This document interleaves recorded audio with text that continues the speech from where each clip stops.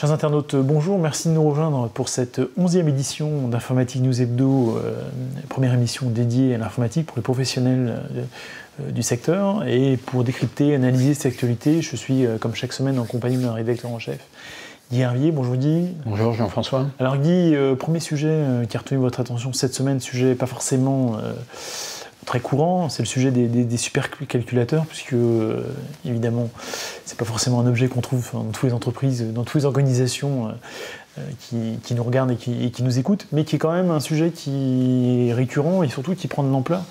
Ce que j'allais dire, finalement, c'est un équipement qui se démocratise un petit peu. Hein. Oui, et puis ça bouge. C'est-à-dire que, comme vous le disiez, donc c'est le fameux classement Top 500. Donc il y a des classements dans tous les domaines, mais là c'est le Top 500 qui est fait par 3 universités, 2 américaines et une allemande, et qui donc tous les 6 ans publie la liste des 500 6 mois, non 6 ans 6 mois.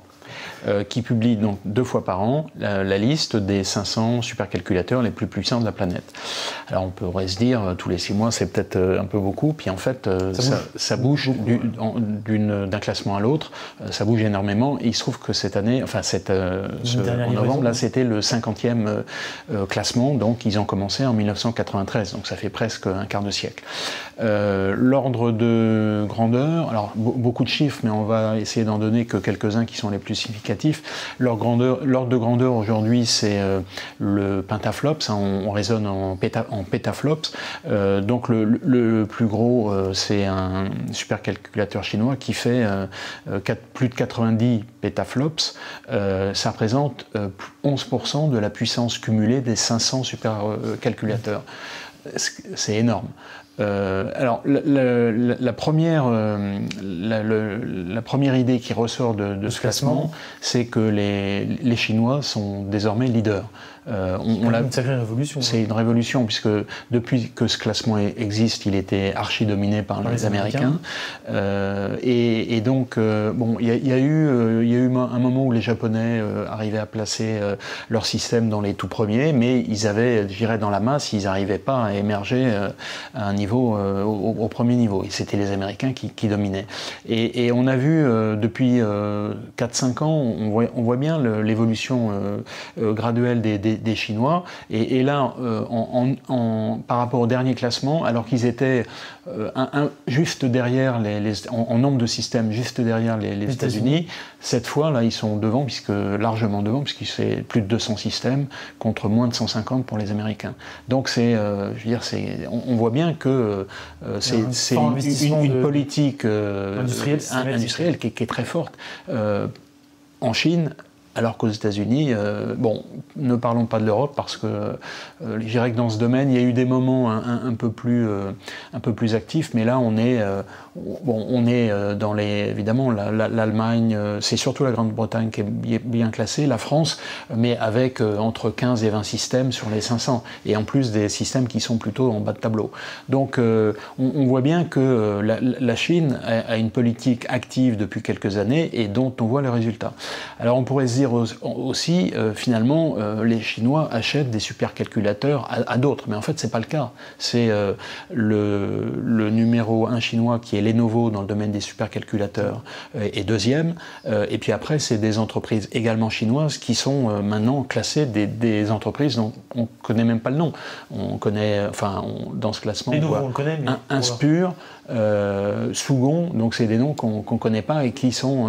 ils fabriquent des serveurs en marque blanche, donc c'est pour ça qu'on les connaît pas, mais en tout cas ils sont maintenant très très actifs, donc utilisateurs et fabricants de supercalculateurs. Donc ça reste basé sur des technologies... Alors ça, effectivement, ça reste basé en termes de processeurs, c'est Intel maintenant qui écrase totalement le marché, avec plus de 90% des supercalculateurs du top 500 sont motorisés avec de l'Intel. Et en termes de constructeurs, donc le premier constructeur, ça reste HPE, et puis le deuxième, c'est Lenovo. Ça, c'est en nombre de systèmes, parce qu'il faut faire la différence entre nombre de systèmes et puissance cumulée. En puissance cumulée, c'est Cray qui est le premier. D'ailleurs, si on regarde le premier classement en 1993, Cray, c'était le symbole du supercalculateur. Donc vraiment un remaniement très très important. Alors la question c'est, on comprend que les supercalculateurs aujourd'hui, je dirais que dans tous les domaines, le domaine de la recherche, mais aussi les domaines économiques des entreprises, puisque ces systèmes ils sont utilisés pour moitié dans les milieux académiques et de recherche, et puis dans des entreprises, soit la finance, soit le pétrole par exemple, pour tout ce qui est exploration ou production. Donc c'est un peu équilibré à ça, mais on voit bien que le supercalculateur est un outil important du développement économique. Et donc, je dirais que ça pose quand même des questions. Alors que est-ce que les États-Unis, est-ce que l'Europe va aussi réagir? Parce que il serait intéressant qu'on puisse aussi s'équiper de ce genre de produit. Un point également, c'est IBM qui était très présent il n'y a pas si longtemps, a quasiment complètement disparu des radars, à la fois en termes de processeurs, donc les processeurs Power, qui équipaient à un moment, et on avait l'impression que... c'est la technologie risque. Hein. Oui. Donc on en est au Power 9, on a l'impression qu'IBM avait la volonté de rester très présent, et apparemment, d'après ce qu'on voit, on le sent bien, IBM s'est désengagé au fur et à mesure des serveurs, du hardware, c'est moins de 9% du chiffre d'affaires maintenant, et les supercalculateurs qui jusqu'à présent, vous vous souvenez de Deep Blue, c'était un moyen aussi de mettre en avant à la fois la puissance de calcul et puis tout ce qui est le logiciel, là en l'occurrence, ça a complètement disparu. Donc un classement intéressant. Et le dernier point peut-être qu'il faut signaler, c'est pourquoi faire un classement tous les 6 ans? On l'a dit parce que tous les ans, tous les 6 mois décidément, je ne sais pas si je vais y arriver, 2 fois par an ça peut paraître beaucoup, parce que ça évolue, c'est un peu la loi de Moore appliquée au supercalculateur. Là il se trouve que ça ralentit un peu et d'une année sur l'autre on a une augmentation de puissance cumulée de 25%. Donc c'est quand même c'est significatif, c'est pas des pouillettes. Donc ça évolue et on attendra évidemment avec beaucoup d'intérêt le prochain classement pour voir si la stance domination de la Chine continue. Parce que le point qu'il faut dire aussi, c'est que ces supercalculateurs, il y en a qui sont nouveaux, donc qu'on installe, mais il y en a d'autres qui sont là depuis quelque temps et qu'on étoffe. À jour, si on rajoute des milliers de processeurs pour faire en sorte que... Donc, il y a des évolutions incrémentales possibles, et c'est pour ça qu'on attendra le classement dans 6 mois avec beaucoup d'intérêt. Très bien. Écoutez, on en reparlera donc dans 6 mois. En attendant, on revient en France, si je puis dire, parce que Oracle faisait son show avec un nouveau directeur général ou président France, je sais pas, ou country manager, je sais pas quel est son titre country manager, oui. Exact. Sachant qu'on en a quand même largement parlé, il y avait quand même beaucoup d'actualités autour d'Oracle. Et pas forcément un bon buzz, on va dire. Hein. Oui, alors effectivement, ces derniers temps, il y avait un peu d'eau dans le gaz, comme on dit, un peu familièrement. Et donc, Gérald Carsonti, qui est un vieux routier du secteur. On rappelle qu'il était chez HPE. Il était chez HP même, HP, et puis qui est devenu HPE ensuite.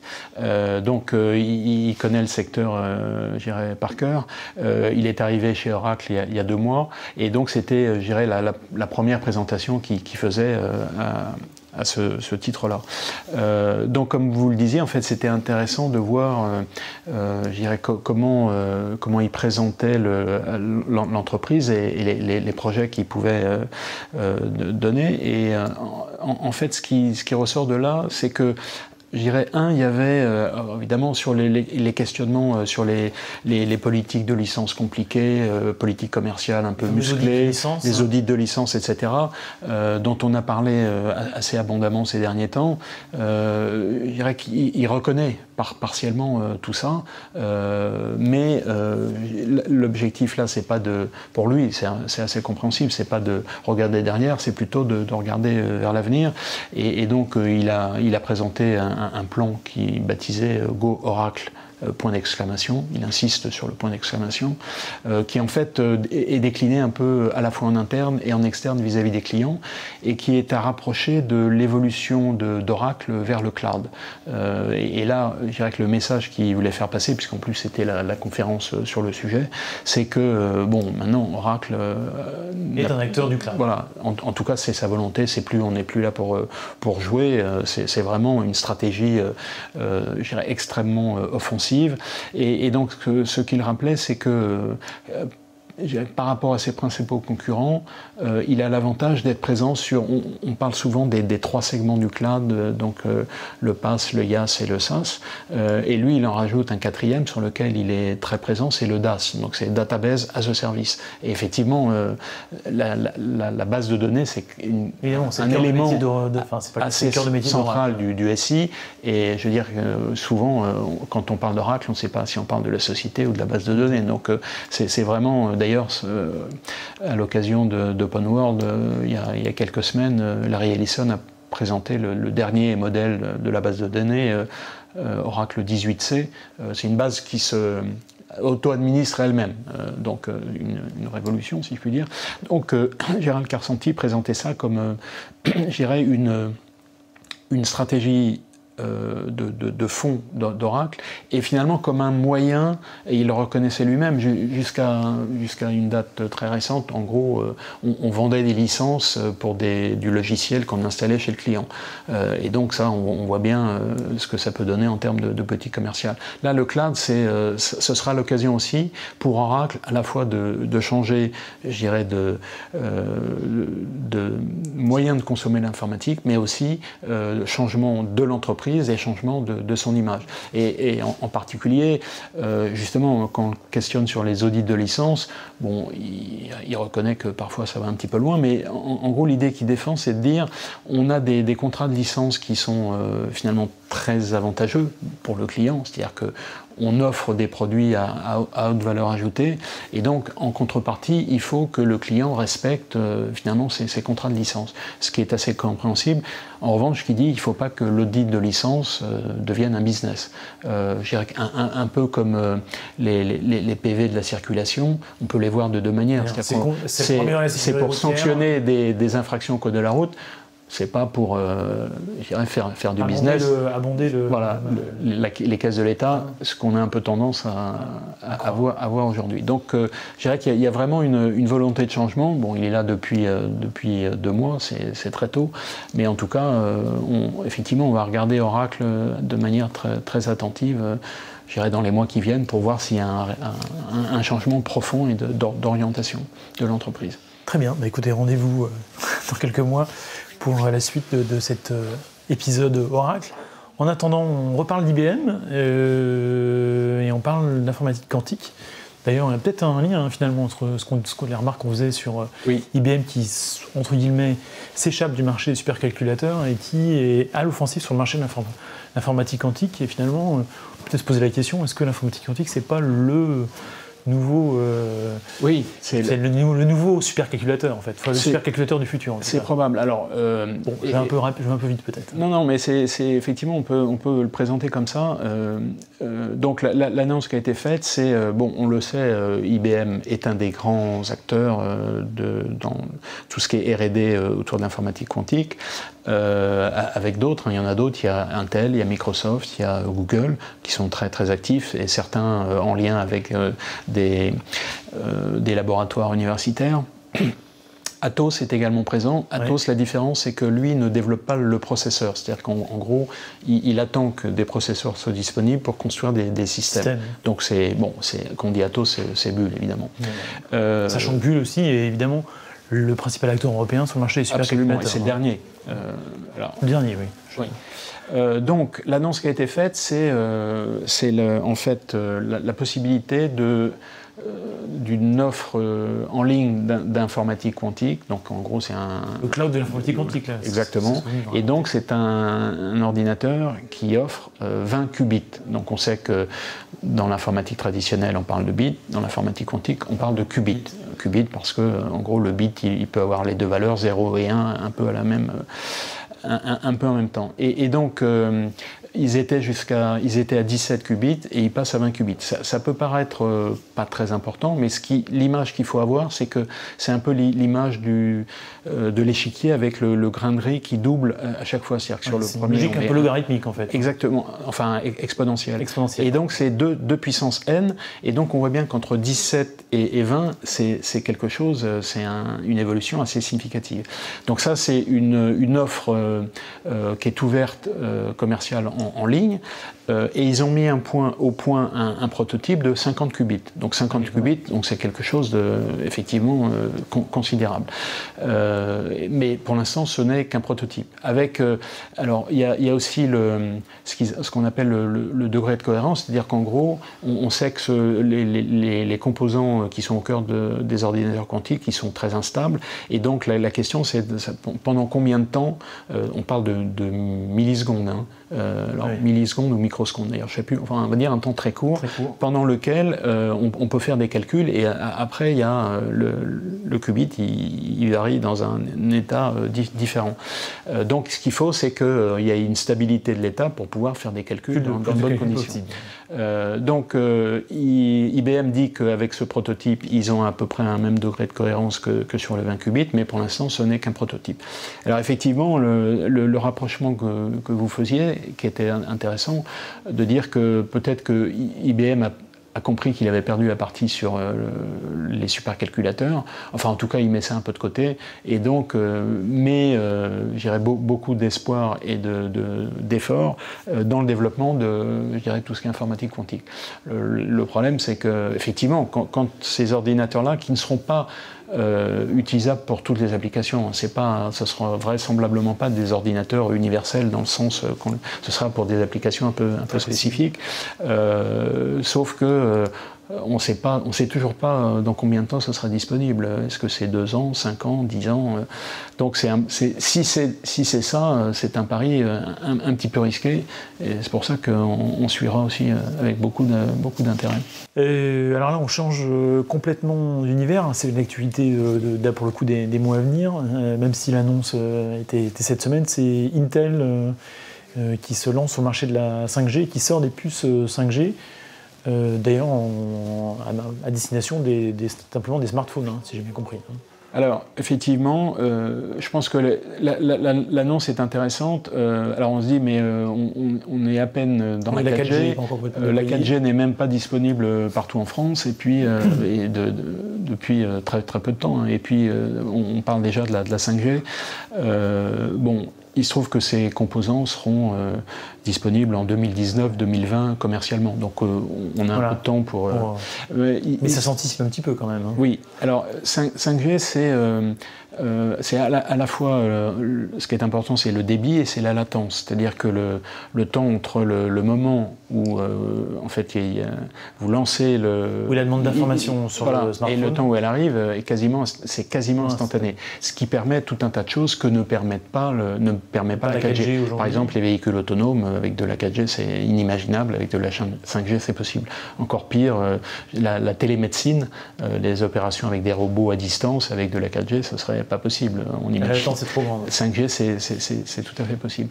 Et donc, je dirais qu'on y est. Hein. Il va y avoir le prochain Mobile World Congress à Barcelone en février prochain. Il est sûr que la 5G, ce sera le principal sujet.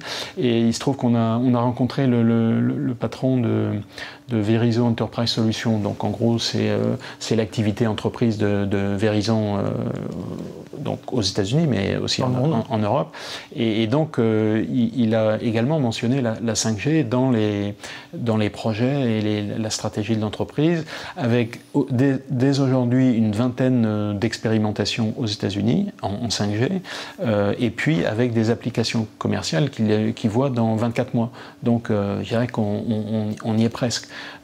Donc c'était intéressant de parler de cette annonce, parce que bon, c'est vraiment le démarrage, et je dirais que dans les mois qui viennent, on verra arriver de nouvelles applications auxquelles on n'avait peut-être pas encore pensé. Puis un autre aspect intéressant, c'est Intel quand même, parce qu'on rappelle qu'Intel aujourd'hui est un peu en difficulté sur le marché de la mobilité.